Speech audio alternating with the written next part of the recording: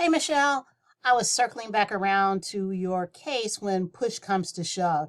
And you're absolutely right. When thinking about why the case was settled, more likely than not, it was settled because not only could contributory negligence be a factor if this would go to court, but um, Mr. Devlin did not breach his duty. The school may have been on somewhat shaky ground, but in the end, the school could not have been sued either successfully because all five elements of negligence were not in evidence.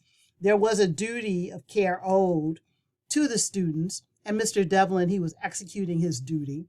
There was no breach.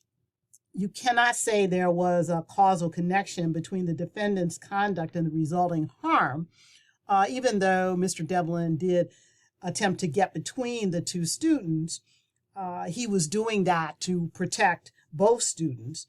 And bottom line, though, there were no damages. There were some minor scrapes.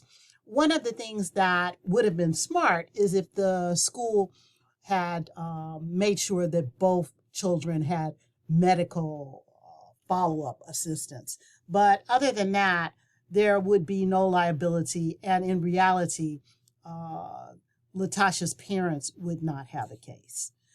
You're doing a nice job this semester. Keep up the good work. We haven't had a chance to talk, but if there's anything you need, please don't hesitate to reach out to me. Thanks much.